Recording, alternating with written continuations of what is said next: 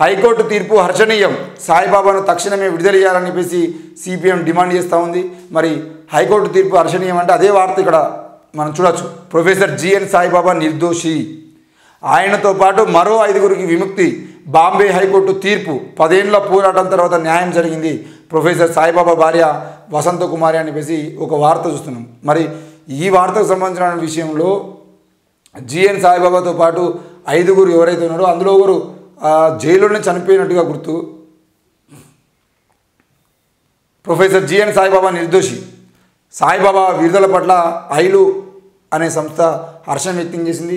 Delhi university మాజీ professor GN సాయిబాబాకు ఊరట లభించింది. మావోయిస్టులతో సంబంధాలు ఉన్నాయన్న కేసులో 90% అంగవైకల్యం ఉన్న ప్రొఫెసర్ సాయిబాబాను ముంబై హైకోర్టు నిర్దోషిగా ప్రకటించింది. ఈ కేసులో 54 ఏళ్ల సాయిబాబాతో పాటు మరో 5గురు మహేష్ తిర్కి, హేమ్ మిశ్రా, పాండు నారోట్, విజయ్ తిర్కి, ప్రశాంత్ రహీని 2017 మార్చిలో సెషన్స్ కోర్టు దోషులుగా ప్రకటిస్తూ ఇచ్చిన తీర్పును justice Vinay Joshi, justice Valmiki, SA మెనిజెస్లతో కూడిన ధర్మాసనం మంగళవారం పక్కన పెట్టింది. నిందితులపై ఆరోపణలను రుజువులు చేయడంలో ప్రాసిక్యూషన్ విఫలమైందని, ఎటువంటి ఆధారాలను చూపించలేకపోయారని పేర్కొంది.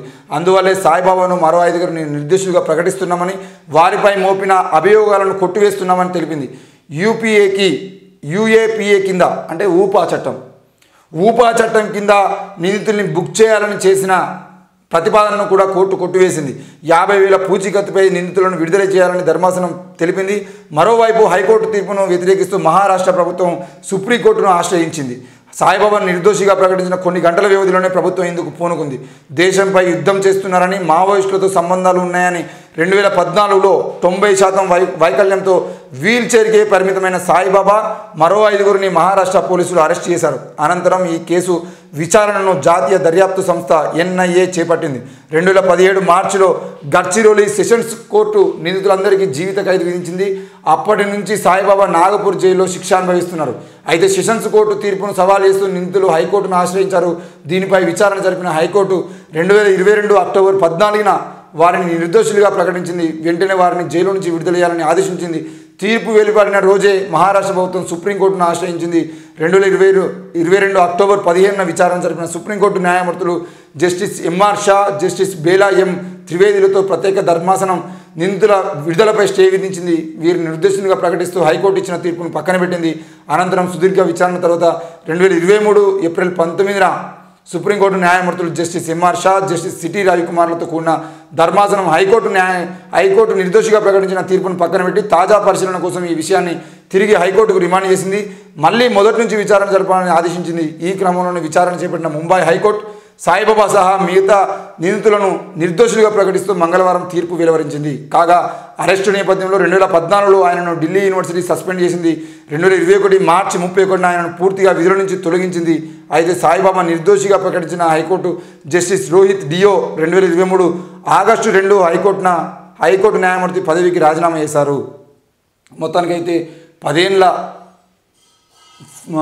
పోరాటం ఫలించింది అని చెప్పేసి అనుకోవచ్చు. మరి జిఎన్ సాయిబాబాకు సంబంధించిన విషయంలో నరేంద్ర మోడీ ఎందుకు ఇంత దారుణంగా వ్యవహరిస్తున్నారు అనే విషయాన్ని కూడా మనం ఆలోచించాల్సిన అవసరం ఉంది. ఈరోజు 90% వికలాంగునైనటువంటి జిఎన్ సాయిబాబాను చూసి ఈ దేశం ఎందుకు భయపడుతూ ఉంది?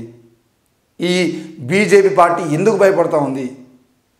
ఈ దేశాన్ని పాలిస్తున్నటువంటి నరేంద్ర మోడీ ఎందుకు భయపడుతున్నాడు? 90% వికలాంగుడు.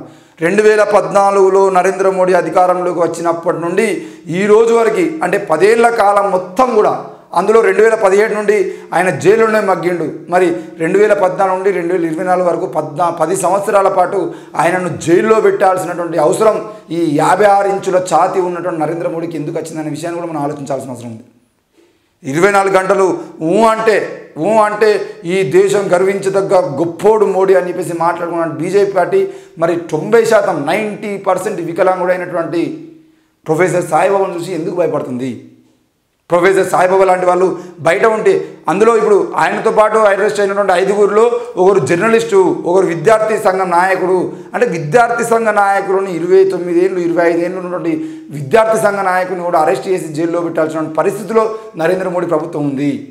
ఈరోజు నరేంద్ర మోడీ గురించి మాట్లాడేటువంటి శక్తులు ఏవైతున్నాయో, మాట్లాడేటువంటి గొంతుకలు ఏవైతున్నాయో, అందులో కల్బుర్గి కానీ గౌరీ లంకేష్ కానీ వీళ్ళందరినీ చంపేస్తూ వరవర్రావు లాంటి సాయిబాబా లాంటి వాళ్ళందరినీ జైల్లో పెట్టి ఈరోజు నరేంద్ర మోడీ ప్రభుత్వం పాలన కొనసాగించింది తప్ప నరేంద్ర మోడీకి ఈ దేశం మీద బాధ్యత లేదు, ఈ దేశాన్ని పాలించే అధికారం కూడా నరేంద్ర మోడీకి లేదు. అది మనం ఆలోచించాల్సిన అవసరం ఉంది. నరేంద్ర మోడీ అనే వ్యక్తి ఒక వ్యక్తి మాత్రమే, ఆయన శక్తి కాదు. మీరు అనుకుంటున్నట్టు 56 ఇంచుల గొప్ప ఛాతీ ఉన్నటువంటి ధైర్యవంతుడు ఏం కాదు నరేంద్ర మోడీ. ఎందుకనంటే 90% వికలాంగులకు భయపడినటువంటి వ్యక్తి నరేంద్ర మోడీ. 10 ఏళ్ల కాలం ఆయన జైలులో పెట్టి పరిపాలన కొనసాగించుకోవాల్సిన దుస్థితిలో నరేంద్ర మోడీ ఎందుకు ఉన్నాడంటే నరేంద్ర మోడీ చేస్తున్న అరాచకాలన్నీ కూడా ప్రొఫెసర్ సాయిబాబు బయట ఉంటే ఎక్కడ మాట్లాడుతాడు అనే భయం. ఈరోజు వరవర్రావు కనుక బయట ఉంటే, ఒక గౌరీ లంకేష్ బతికే ఉంటే, ఒక కల్బుర్గి బతికే ఉంటే, వీళ్ళందరూ బతికి ఉండేది ఉంటే, వీళ్ళందరూ బయట ఉండేది ఉంటే ఈ దేశంలో నరేంద్ర మోడీ చేస్తున్న ప్రతి దుర్మార్గాన్ని వాళ్ళు ఎండగడతారని చెప్పేసి భయంతో ఈరోజు వాళ్ళని 10 సంవత్సరాలుగా జైల్లో పెట్టాల్సిన పరిస్థితి వచ్చింది. ఈరోజు హైకోర్టు నిర్దోషిగా ప్రకటించింది, మళ్ళీ సుప్రీంకోర్టు వేరు, సుప్రీంకోర్టు మళ్ళీ అదే హైకోర్టును తిరిగి విచారణ చేయండి అని చెప్తే మళ్ళీ తిరిగి విచారణ చేసి ఇక్కడ ఎంత దారుణం అనంటే ఊపా కేసులకు సంబంధించిన విషయంలో ఒక చిన్న అంశం మాట్లాడుకోవాల్సిన అవసరం ఉంది. ఈరోజు రాకేష్ అనే వ్యక్తి మీద ప్రభుత్వం కనుక ఊపా కేసు నమోదు చేసి ఈ రాకేష్కు నక్సలైట్లతో సంబంధాలు అని కనుక వాళ్ళు ఒక ప్రకటన పెడితే ఇది నాకు సంబంధాలు లేవు అని చెప్పేసి నేనే నిరూపించుకోవాలి. అరే నేను దొంగని కాదురా భయ అంటే దొంగ కాదు అని నిరూపించుకో అని చెప్పేసి ప్రభుత్వం చెప్తుంది. ఎంత సిగ్గుమాలిన వ్యవస్థ. ఈరోజు నరేంద్ర మోడీ సాయిబాబా మీద కానీ, ఆయనతో పాటు 5 వ్యక్తుల మీద కానీ, ఈరోజు వరవర్రావు మీద కానీ, ఎంతోమంది మీద కానీ పెట్టినటువంటి కేసులు ఏవైతే ఉన్నాయో ఊపా కేసులు ఈ తెలంగాణ రాష్ట్రంలో చాలామంది మీద లాస్ట్ టైము సెంట్రల్ లెవెల్లో మొత్తం 56 మందికి పైగా ఊపా కేసులు నమోదు చేయడం జరిగింది.